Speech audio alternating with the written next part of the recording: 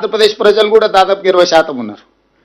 అసలు ఉమ్మడి కోట నుంచి హైదరాబాద్ నగరానికి తాగునీటి జలాలను సపరేట్ చేసిన తర్వాత మిగిలినవి పరివాహక ప్రాంతం మీద మనం పంపకాలు చేపడదాము అన్నుంటే అది చర్చ ఇంకోలాగా ఉండేది.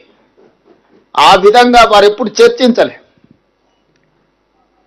అదేవిధంగా ఈరోజు ఉన్న ప్రాజెక్టులకు సంబంధించి మనము నష్టాన్ని ఒకటే కోణంలో చూస్తున్నాం. నేను రెండో కోణంలో కూడా చూస్తున్నా. ఆనాడు ఉమ్మడి రాష్ట్రంలో 2011 ఆనాడు చిన్నారెడ్డి గారు, డాక్టర్ మల్లు రవి గారు, డికే అరుణ గారు ఉమ్మడి రాష్ట్రంలో ప్రధానంగా పాలమూరు రంగారెడ్డి జిల్లాల కృష్ణా పరివాహక ప్రాంతంలో తాగునీరు తీవ్రమైన సమస్య ఉన్నదని మాట్లాడితే ఆ రోజు ఉమ్మడి రాష్ట్రంలోనే కిరణ్ కుమార్ రెడ్డి గారు ముఖ్యమంత్రి ఉన్నప్పుడు పాలమూరు రంగారెడ్డి ఎత్తిపోతల ప్రాజెక్టుకు ప్రభుత్వం ఆనాడు సర్వేలకు జీవోలు ఇచ్చి ప్రాజెక్టు నిర్మించాలి, రోజుకు 2 టీఎంసీల నీళ్లు తీసుకోవాలి, జూరాల నుంచి తీసుకోవాలని చెప్పి ఆ రోజు స్పష్టంగా నివేదిక ఇవ్వండి అని చెప్పి సర్వేకు ఆదేశాలు ఇవ్వడం జరిగింది. ఈరోజు చంద్రశేఖరరావు గారు జూరాల నుంచి పాలమూరు రంగారెడ్డి ఎత్తిపోతల ప్రాజెక్టును శ్రీశైలంకు తరలించడం వల్ల జరిగిన నష్టాన్ని నేను వివరించదలుచుకున్నా. ఈరోజు అది తుంగభద్ర కావచ్చు, లేకపోతే కృష్ణానది కావచ్చు, భీమా కావచ్చు, నదులు ఉపనదుల నుంచి వచ్చినా మహబూబ్ నగర్ జిల్లాలో గద్వాల్ అలంపూర్ ప్రాంతంలో మొట్టమొదటి తెలంగాణ రాష్ట్రంలోకి నీళ్ళు వస్తాయి.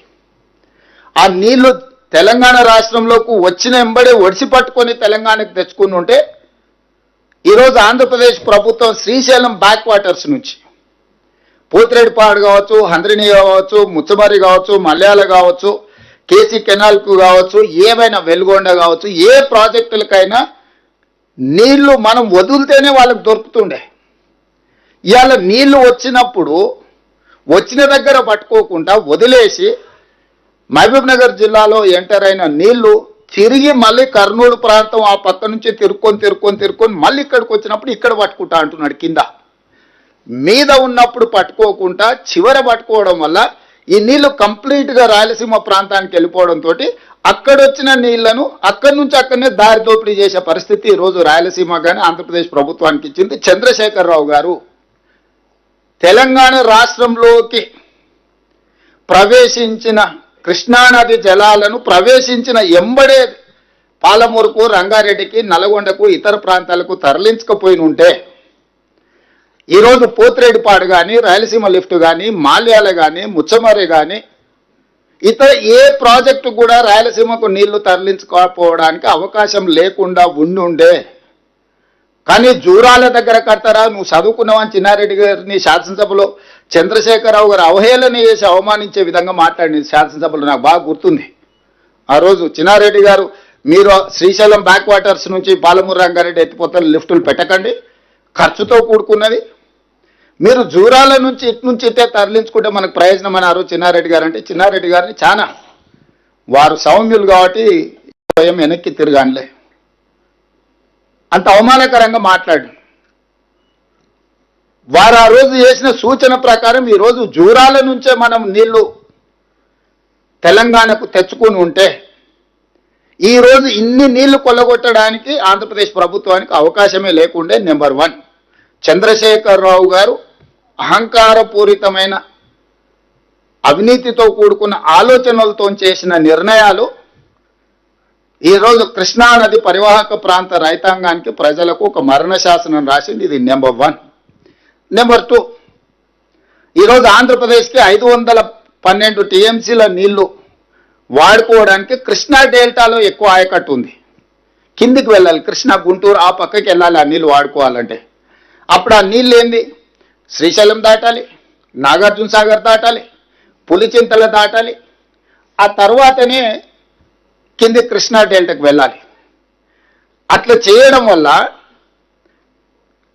భూగర్భ జలాలు తెలంగాణలో పెరగడానికి అవకాశం ఉంది. ప్రతి సందర్భంలో ఆ నీళ్లు ఎంతో కొంత మన వాట తీసుకోవడానికి అవకాశం ఉంది. అది నాగార్జున సాగర్లో కావచ్చు, అది శ్రీశైలంలో కావచ్చు, పులిచింతలో కావచ్చు. ఈ నీటి కేటాయింపులే కాకుండా విద్యుత్ ఉత్పత్తి. ఈరోజు పవరు పీక్ అవర్స్లో పెద్దలు భట్టి విక్రమార్క గారు చెప్పాలి 10 రూపాయల పైన పెట్టాల్సి వస్తుంది మనకు ఓ సందర్భంలో. ఈరోజు నీళ్ల ద్వారా, జల విద్యుత్తు ద్వారా విద్యుత్తును ఉత్పత్తి చేస్తే చారాన పైసలు ఆటాన పైసలు పడతాయి. ప్రాజెక్టుల ఇన్వెస్ట్మెంట్ కాస్ట్ అయిపోయింది కాబట్టి రా మెటీరియల్కి ఏం కాస్ట్ లేదు, నీళ్లు దేవుడిచ్చిన వరం కాబట్టి శ్రీశైలం, నాగార్జున సాగర్, పులిచింతలో విద్యుత్ ఉత్పత్తి చేస్తే ఆ విద్యుత్తులో తెలంగాణకు వాటా వస్తే చారానకు ఆటానకు పర్ యూనిట్ విద్యుత్ వచ్చేది. ఈరోజు శ్రీశైలం వెనకాలనే పోతిరెడ్డిపాడు, రాయలసీమ, ముచ్చమర్రి, మాల్యాల ద్వారా నీళ్లు లిఫ్టులు చేసుకొని పోవడం వల్ల శ్రీశైలం పవర్ ప్రాజెక్టు డిఫంక్ట్ అవుతుంది, Nagarjuna Sagar power project defunct అవుతుంది, పులిచింతలో ఉన్న పవర్ ప్రాజెక్టు డిఫంక్ట్ అవుతాయి.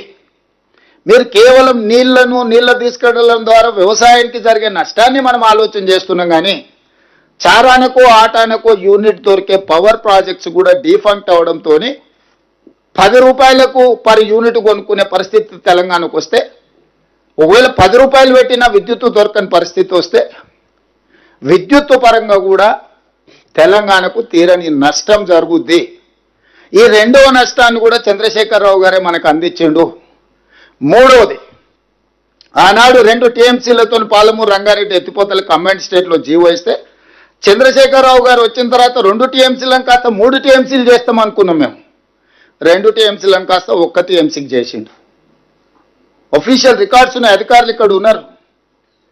2 టీఎంసీ పాలమూరు రంగారెడ్డి ఎత్తిపోతల్ని ఎత్తుకోవాల్సిన జీవోలను, అంచనాలను